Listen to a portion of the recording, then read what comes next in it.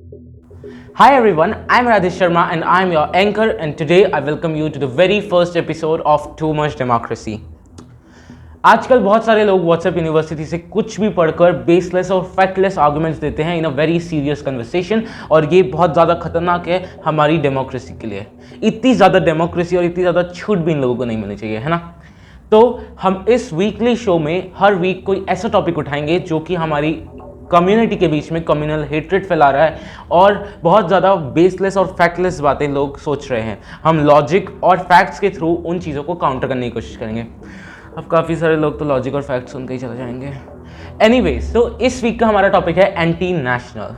Anti national की मेरी definition ये है कि जो भी कोई टेररिस्ट है जो इंडिया के खिलाफ काम करने की कोशिश करता है या फिर कम्युनल हेट्रेड फैलाता है और हमारी जो यूनिटी इन डाइवर्सिटी है उसको ख़राब करने की कोशिश करता है, वो मेरी तरफ से एंटी नेशनल है। जो गवर्नमेंट को क्रिटिसाइज करता है और कंस्ट्रक्टिव क्रिटिसिज्म देता है, मतलब कि कोई ऐसा क्रिटिसिज्म जिससे गवर्नमेंट और अच्छे से काम कर पाए, वो कभी भी मेरे लिए एंटी नेशनल नहीं है। ये खुद ही एंटी नेशनल है। चलो एक एग्जांपल लेके समझते हैं। आपको घर रेनोवेट करना है, घर बनाना है। आपके पास 3 बिल्डर के ऑप्शंस हैं। एक है जो कि कहता है कि वो आपको विकास देगा, एक कहता है वो आपके पड़ोसियों से अच्छा घर बनाएगा, और दूसरा भी ऐसे ही कोई भी आप प्रॉमिस कर देता है। तो आप सोचते हो कि हमें अपना घर तो अच्छा बनवाना है। आप तीनों के प्रॉमिस देखते हो और आप किसी एक को चूज़ करते हो जो सबसे अच्छा डील दे रहा है। फिर आप उसको पैसे देते हो और वो आपके घर का काम करता है। अब सपोज करो आपको एक दीवार बनवानी थी और दीवार उसने थोड़ी छोटी बनवा दी या फिर दीवार कच्ची बनाई, तो आप उसको बोलोगे ना कि वापस रिनोवेट करो, ये तो ख़राब है, ये तो जल्दी गिर जाएगा, ऐसे काम का क्या फ़ायदा। Same goes with the politicians. हमने उनको वोट दिया, हमारे पास 4 या 5 ऑप्शंस थे हमारे डिस्ट्रिक्ट में किसको चुनना है। हमने एक को चुन के वहाँ भेजा और अब हमने टैक्स भी दिया, हम मतलब चूज़ भी कर रहे हैं और पैसे भी दे रहे हैं, जो हमने बिल्डर के केस में किया था, है ना। तो अब हमने कहा कि ये हमारे नेशन बिल्डर्स हैं, ये सारी पॉलिटिकल पार्टीज हमारी नेशन बिल्डर्स हैं, क्योंकि किसी ना किसी ने किसी भी तरीके से इंडिया के सक्सेस और इंडिया की डेवलपमेंट के लिए काम किया है। किसी ने थोड़ा कम, किसी ने थोड़ा ज़्यादा। तो अब इन नेशन बिल्डर्स को हमने हमारे घर इंडिया को रेनोवेट करने के लिए लगा दिया। पर ये लोग अगर कोई चीज़ गलत कर देते हैं या किसी चीज़ को थोड़ा गलत तरीके से करते हैं जिससे हमारे परिवार के अंदर कोई दिक्कत आने लगती है, तो हम उनको ज़रूर बोलेंगे दिस इज़ आवर राइट। हमने टैक्स दिया, पैसा दिया, चुन के लाए, तो क्या ये हमारा राइट नहीं कि उनको बोलें कि आप ठीक से काम करो। सेकेंडली, इस चीज़ को निकालने के लिए एक और चीज़ हमें समझनी पड़ेगी। जब भी कोई पॉलिटिशियन बहुत अच्छा काम करता है, हम क्या कहते हैं, ओ माय गॉड इसने इतना अच्छा काम कर दिया, ये तो देवता है देवता, इसके जैसे तो इंसान ही नहीं। क्या कभी आपके घर में कोई प्लम्बर आया है या फिर कभी किसी बिल्डर को पैसे देते हुए आपने कहा अरे क्या काम कर दिया तुमने, ये तो बहुत ही कर दिया, ऐसा तो कोई बिल्डर काम नहीं करता। ऐसा तो हम कभी नहीं कहते। या फिर हम उसकी पूजा करने तो नहीं लग जाते ना कि अरे मेरा घर इसने इतना ज़्यादा बढ़िया बना दिया। भाई उनको पैसा मिल रहा है, they are doing their jobs only, right. अगर उनको पैसा नहीं मिलेगा तो वो काम क्यों करेंगे। थर्ड थिंग हमें ये भी समझनी होगी, जो लोग अपनी गवर्नमेंट को किसी दूसरी गवर्नमेंट को गिराकर या उनके एमएलएस को खरीद के बनाते हैं, तो वो कभी काम नहीं करेंगे। पर क्यों? क्योंकि एक एमएलए को जनरली एक असेंबली में जीतने के लिए 2 करोड़ करीब सैलरी मिलते हैं, मोटा मोटा लगा लेते हैं। तो साथ में कुछ करप्शन वगैरह करे तो शायद उसको ज़्यादा से ज़्यादा 6-7 करोड़ का फ़ायदा हो सकता है।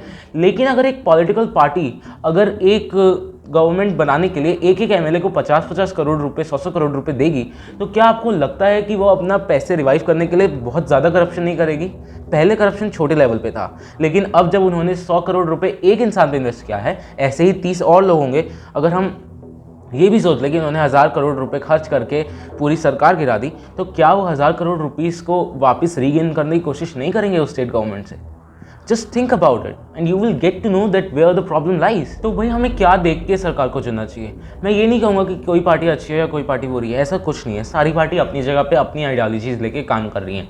अब आपको ये देखना है कि कौन सी सरकार का कौन सा इंसान आपके लिए क्या प्रोमिस कर रहा है और वो प्रोमिस आपके लिए कैसे रेलिवेंट हैं। कभी भी रिलीजन के बेस पे वोट मत देना, वरना we will end up like Germany, what Hitler did to Germany. पहले तो बहुत अच्छा रहा, बढ़ती रही जर्मनी, लेकिन बाद में क्या हुआ, वर्ल्ड वॉर 2 में बुरी तरह हार गई। और दूसरी एग्जांपल अभी हमें रिसेंटली मिला है तालिबान का। उन्होंने क्या किया, अफगानिस्तान लोगों ने कहीं ना कहीं उनको सपोर्ट ज़रूर किया, क्योंकि एक्सट्रीमिस्ट लोग हर जगह होते हैं, लेकिन उसका खामियाजा क्या मिला, तालिबान। तो हमें अपनी कंट्री की ऐसी दशा तो कभी नहीं देखनी और कभी होगी भी नहीं, होपफुली। तो अब आप क्या कर सकते हैं? रिलीजन से हटकर आप चुनें, जो वो प्रोमिस कर रहा है वो देखें। दूसरी बात, उसको अकाउंटेबल रखने की जिम्मेदारी आपकी है। अगर उसने कहा था वो आपकी गली बनाएंगे, उसने कहा था कि आपके यहाँ पार्क खुलेगा या कोई स्पोर्ट्स कॉम्प्लेक्स खुलेगा, तो you should keep them accountable. आप लेटर लिखिए, आप अपनी पूरी कॉलोनी को बताइए कि ये प्रॉमिस हुए गए थे, हमने उनको जिताया, अब हमें ये प्रॉमिस पूरा करवाना है। आप प्रोटेस्ट दर्ज करवाइए, एक पीसफुल प्रोटेस्ट कीजिए। मैं ये नहीं कह रहा हूँ कि आप लड़ने चले जाओ, लेकिन आप लड़ाई मत करो, आप पीसफुली अपने प्रोटेस्ट को किसी तरीके से लेके आओ। आप अपने एमएलए से सवाल उठाओ, क्योंकि आपको पता होगा कि आपके एमएलए जिसको आपने वोट दिया है वो कहाँ रहता है या उसका ऑफिस कहाँ है। 4-5 लोग हर हफ्ते में 2-3 बार जाइए, आपका काम ज़रूर होगा। थर्ड, किसी भी नेता को आप कभी भी भगवान का दर्जा मत दो। वो भी सिर्फ अपना काम ही कर रहा है और उसके बदले में उसको पैसे मिल रहे हैं फ्रॉम द गवर्नमेंट टू, और वो बीच में कमीशन भी खा रहा है ठेकेदार वगैरह जिसको भी वो काम दिलाता है उनसे। तो आपको कभी भी ये नहीं सोचना है कि वो भगवान है। क्या कभी कोई प्लम्बर आपके घर में आया और आपने उसकी आरती उतारी है? नहीं ना। तो नेता भी तो वही काम कर रहे हैं, हमारे घर को ठीक करने आए हैं, हमारे इंडिया को ठीक करने आए हैं, उसके लिए उनको पैसा भी मिल रहा है, तो अब हम उनकी आरती क्यों उतारें? तो हमेशा वोट किसी को भी करो, सपोर्ट किसी की भी आइडियोलॉजी को करो, लेकिन अंधभक्त मत बनो। I hope you like this video, and if you really like this video, do share with your friends, comment down below and do press the like button. Don't forget to subscribe to our channel and do follow us on social media websites as well. Link will be in the description. Thanks for watching.